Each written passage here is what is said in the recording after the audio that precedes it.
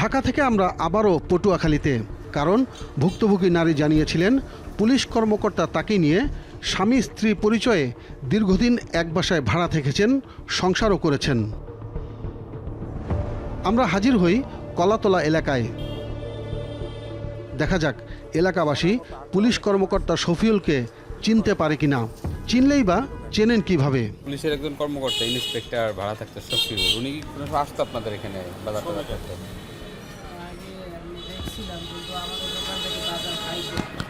এমনি দেখছেন? কোন দোকান থেকে খাইছেন? এই যে মোটা করে এই যে চিনছেন পুলিশ অফিসার?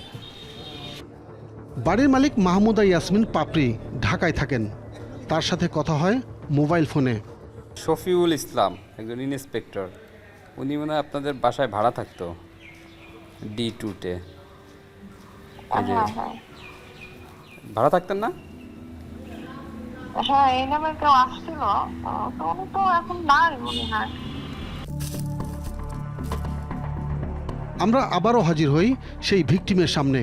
অপরিচিত তিনজন মহিলা মুখ বাঁধা, হিজাব পরা, আর একজন পুরুষ মাস্ক পরা। তারপর আমি দরজা লাগিয়ে দিই, ছিটকানি লাগাই দেওয়ার পরে তারপর আমার হাজব্যান্ড দৌড়ে যায়, যাওয়ার পর বলে যে আমি দরজা ভেঙে ফেলবো। এবার জানালেন কিভাবে পুলিশ কর্মকর্তা ওই নারীর পেটে থাকা ভ্রূণ হত্যা করেছেন। দরজা খোলার সাথে সাথে আমার হাজব্যান্ড আমাকে এক লাথি মারার পর আমি শুয়ে পড়ি। এর ভিতরে আমার ননদ এসে তার ওড়না দিয়ে আমাকে হাত বাঁধে। মহিলা ছিল তিনজন শাশুড়ি, তারা আমাকে একদম উঠিয়ে, ওই যে অপরিচিত পুরুষ উনিও ছিল, আমার ছেলের টান দিয়ে কোমরের বাম সাইডে আমাকে একটা ইনজেকশন পুশ করে।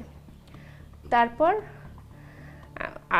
কিছুক্ষণ পর দেখি যে আমার বাচ্চাটা বের করে ফেলছে একটা স্ত্রীর একটা ট্রে, তার উপরে অনেক রক্তক্ষরণ হইতেছে। ওইভাবে শুয়েছিলাম।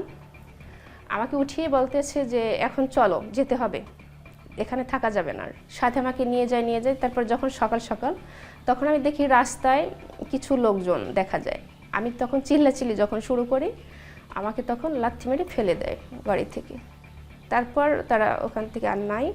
আমি এক রিকশাওয়ালার সহযোগিতায় আমি 999-এ কল করার পর ওখানে পুলিশ আসে। তখন আমি জানতে পারি যে আমি উজিরপুরে তারপর ওইখানে উজিরপুর স্বাস্থ্য কমপ্লেক্সে আমাকে ভর্তি করায়। এর মধ্যে আমাদের কাছে এই নারীর বেশ কিছু ছবি আসে। এ তো দেখছি আরেক ব্যক্তির সাথে তার অন্তরঙ্গ ছবি। কাজী তখন আমাদের একটা ক্লু দিয়েছিলেন। এরপর আমি সাইফুলকে ফোন করলাম যে সাইফুল, এই ঘটনা তো তুমি এখানে বিয়ে বসলা, তোমার সবকিছু সাইনে আছে? হ্যাঁ স্যার, এই যে আমি আপনাকে ছবি দিলাম, ওই যে সাইফুলের সাথে কথাবার্তা হয়েছে, সাইফুল তার সাথে যে সম্পর্ক, এটা সে আমার অনেকগুলো পিকচার পাঠাই দিয়েছে।